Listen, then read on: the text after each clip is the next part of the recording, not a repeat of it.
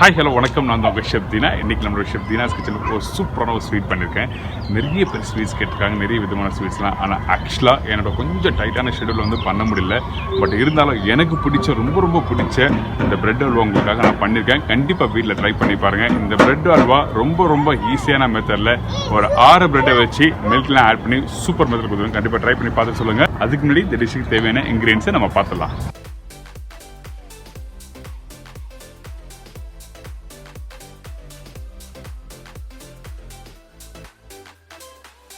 இப்போது இந்த பிரெட் அல்வாவுக்கு தேவையான பொருட்கள் நம்ம பார்த்தீங்க. இதுக்கப்புறம் வந்து இந்த பேனில் வந்து ஆயில் கொஞ்சம் வச்சுருக்கேன். இந்த ஆயில் கொஞ்சம் லைட்டாக சூடாகிற டைமில் இதுக்கப்புறம் நமக்கு வந்து கீ ஆட் பண்ணுறோம்.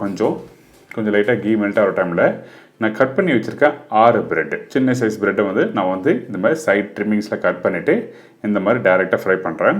சில பேர் நம்ம டேரெக்ட் ஃப்ரை பண்ணுவாங்க, ஆயில் அதிகமாக போட்டு. நான் கொஞ்சமாக ஆயில் போட்டு ஃப்ரை பண்ணி எடுத்துகிட்டு அதுக்கப்புறம் அதே பேனில் கொஞ்சம் சுகர் பவுடர் ஆட் பண்ணியிருக்கோம்.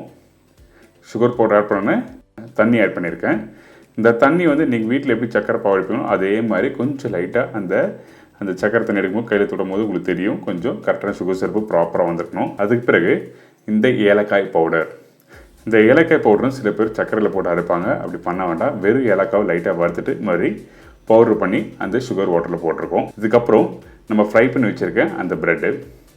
இந்த ப்ரெட்டு இதில் ஆட் பண்ண பிறகு நீங்கள் வந்து கொஞ்சம் ஸ்லோவாக வந்து அந்த சுகர் சிரப்லேயே வந்து நீங்கள் சாத்தே பண்ணணும், குக் பண்ணுங்கள். அப்படியே நல்லா குக் பண்ண ஸ்மாஷ் ஆகிடும். ஸோ இது நல்லா சாத்தே பண்ண அதுக்கப்புறம் வந்து நீங்கள் பால் இதில் ஆட் பண்ணலாம். அந்த பால் ஆட் பண்ணும்போது உங்களுக்கு வந்து அதுக்கு முன்னாடி வந்து அந்த சுகர் சிரப் ஆட் பண்ணியிருக்கீங்களே, அந்த சுகர் சிரப் பால் வந்து ரொம்ப கம்மியாகணும். பால் வந்து ஜஸ்ட் ஒரு 50 ml அளவுக்கு தான் பால் ஆட் பண்ணியிருப்பேன்.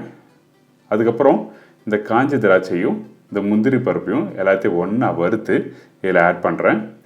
நீங்கள் கீலே வறுத்து வச்சுக்கலாம், நெய்யில் நல்லா வறுத்துட்டு அதுக்கப்புறம் இதில் ஆட் பண்ணிக்கலாம். இப்போ எல்லாம் மிக்ஸ் பண்ணி முடிச்ச பிறகு என்கிட்ட கொஞ்சம் அரேபியன் டேட்ஸ் இருக்குது. இந்த அரேபியன் டேட்ஸை ஆட் பண்ணுறேன்.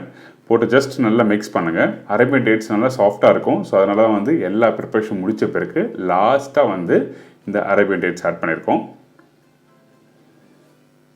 நல்லா மிக்ஸ் பண்ணி எடுத்து நீங்கள் சர்வ் பண்ணால் இந்த பிரெட் அல்வா எல்லாருக்கும் பிடிச்ச ஒரு சுவையான இந்த பிரெட் அல்வா ஈஸியான ஸ்டைலில் இந்த தீபாவளிக்கு உங்களுக்காக நான் பண்ணியிருக்கேன். இப்போ நான் எப்படி சர்வ் பண்ணுறேன் பாருங்கள். பார்த்தீங்களா, சூப்பரான பிரெட் அல்வா ரெடி உங்களுக்கு.